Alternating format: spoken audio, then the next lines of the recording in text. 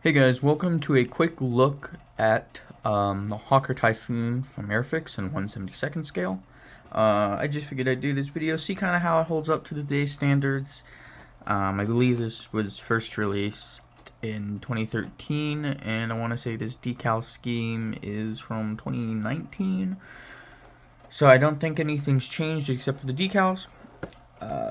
Here is the original one I built. I think this is one of the first models I ever built, or at least one of the first I still have remaining, so horrible.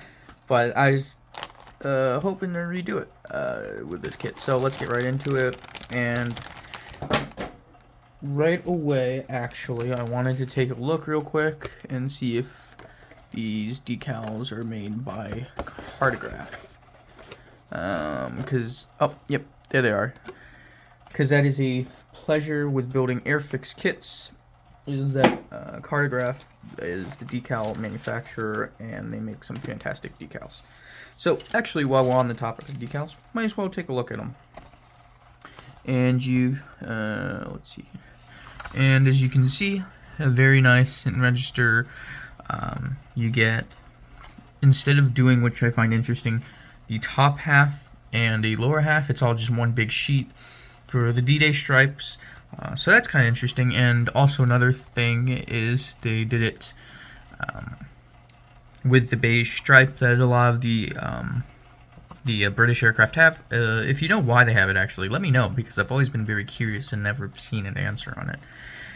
One thing that is nice, I don't know if they still do this, but I know Airfix used to do that all their decals were the same color as their paints. So if you screwed up, you could paint this easily. So this is probably like Humbrol 90 or whatever they call it. But yeah, all very nice. There's the sharks, and there's that little checkerboard pattern, the eyes, a white thing. I wonder if that's a backing to something to help make a decal stand out. I don't know, but you know, very nice. I'm interested to see how these work. I'm not sure I'll be doing this scheme in particular, but nonetheless, it looks very nice. Okay, so let's move right along into the pieces here. So yeah, unfortunately, they're all in one just giant bag, which is a little bit annoying because parts tend to break and slam against each other and scratch. But good on Airfix. I'm not going to take the clear parts out because I don't want to get them scratched, but good on Airfix for putting these in a separate bag. But first sprue, one thing that was very impressive early on, I always thought, as we look at sprue A here, is that they included the gun tubs. I always thought that was a cool addition. Well, not like the best molding. They look very nice, as you can see here, them horribly painted, but they look nice, I think. For 72nd scale, they're a little chunky, as I said, but they're not too bad. And you also get the tops or the panels that come up, so you're not just having two bends in panel. Cockpit detail, pretty nice. Just some walls. I can't see any ejector pin marks. However, it actually does look like, not to be super pedantic or anything, there's like something funky going on right there. A wire of some sort, maybe, that's not as cleanly molded. But luckily, all the injector pins are not in the cockpit. Sometimes it happens and it's very annoying. The instrument panel right here is just a clean blank sheet. Actually, I take that back. There's some detailing on this side. I thought that was the front. My bad. There is the stick. Nice and beefy, which is pretty cool. I know Airfix was doing there for a little while, really thin ones, and they were inevitably going to break. So yeah, nice to see. Nice rivet detailing. As you know, Airfix plastic, or if you don't know even, Airfix plastic tends to be a little soft. So some of their panel lines can be a little soft looking, like right there. But for the most part, they're pretty clean, especially for a mold that's now almost 10 years old. It looks pretty good.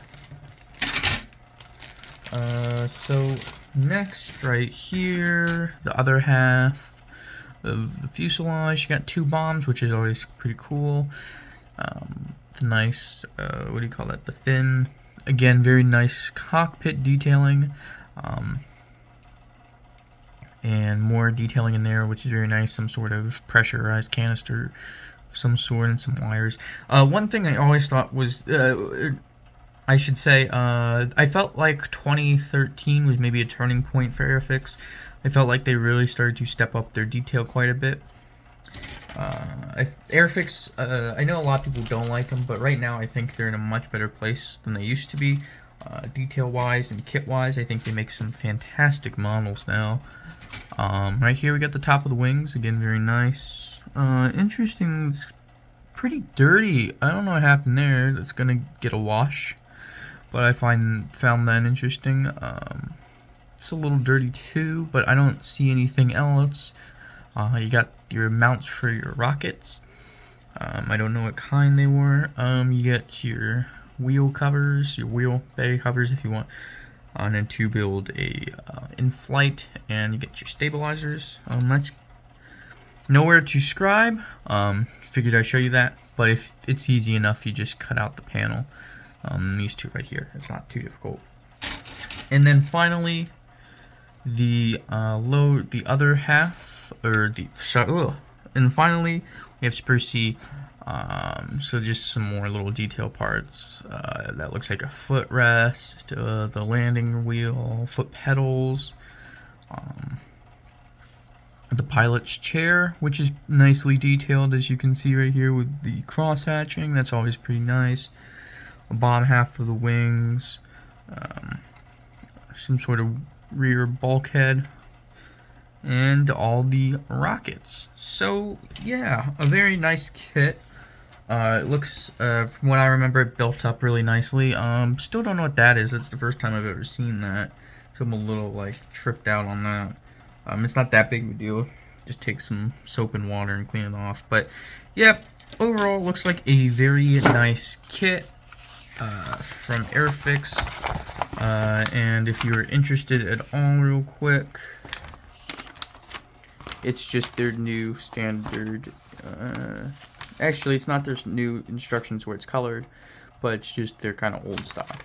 So, oh yeah, though I should mention, however, because this does matter to people, and it's a nice thing to see for me, is full color painting sheets.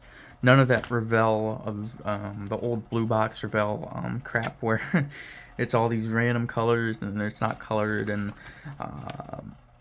or all the random, letters and numbers for colors they want you to do and stuff like that. So it's nice to see full colored sheet. Anyway, guys, thanks for tuning into the review. I will be building this up soon, and I'll see you in the next video. Peace.